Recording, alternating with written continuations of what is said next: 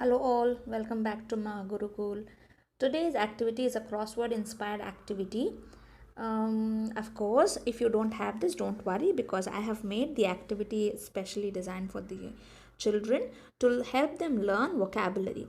Now, this can be played by children of 3 plus, or rather 3.5 plus, when they have started recognizing the words, the alphabets especially with their sounds, and can go up till class 5 also. Even class 5, class 6 children can play this. So for this, what do we need? We just need a white sheet of a paper, and try to fold them into the scissor and one sketch pen, any one colored sketch pen or a good writing pen. We try to fold the white sheet into halves, right, and try to make chits, smaller chits as possible. On these chits, we try to write the alphabets, right? We write it in the lowercase or the smaller letters. We will need at least a minimum of 56 so you can of see this. we make the chits, right, into smaller bits of it, and we write the lowercase or the small letters there with an arrow mark pointing on top of the alphabet.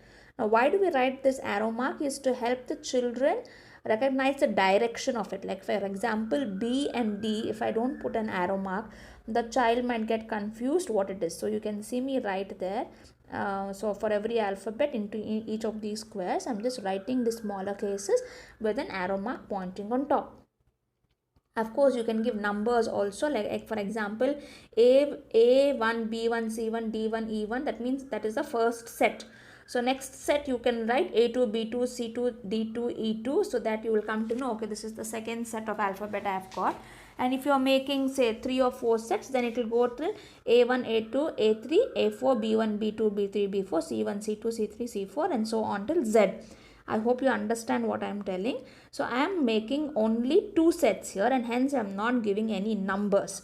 I have just written A to Z once. So this is the second time I am writing. Can you see A, B, C, D, E and F, and then the arrow marks on it.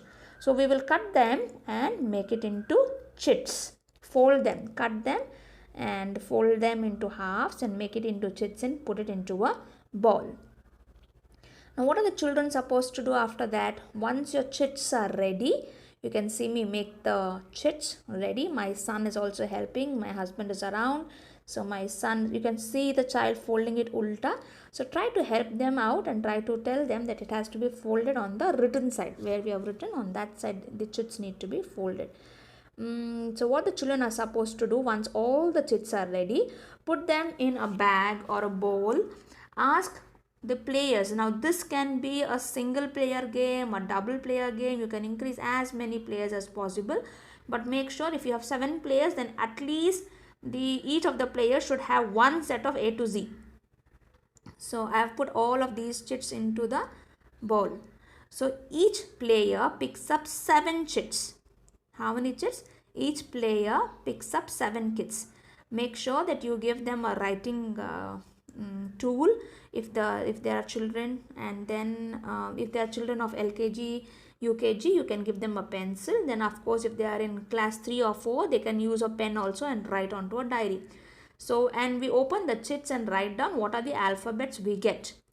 Now again, for nursery, LKG and UKG children, you can ask them to write only the alphabets with 1 finger space or 2 finger space. They need not write this line which I am showing on top of you, on top, because they'll get confused then. But for high school children, for the children who are in primary wing, they can segregate using this line because they'll be able to demarcate or distinguish it. Alright, so all of us have written, and then when we tell 1, 2, 3 go, with whatever alphabets we have got, we need to make as many words as possible. Remember, we can use one alphabet only once. So if I've got A1, I can use it in one word. AT I can use only once. I can't write AAT like that. Okay, so this is what my husband has got. Now see, there is no possibility of making a word.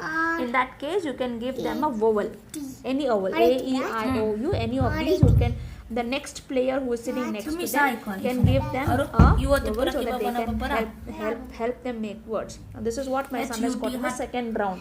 Can you see this? Because I was writing with the lines, he has written it like that. U-D-O-H-T-R-A-K. So he's tried to make H-A-T hat, H-O-T hot, R-A-T rat. So now he's struggling because he has written the demarcated the alphabets with the line, and hence I wrote it next, adjacent to it with a comma so that he will be able to segregate them better. Right?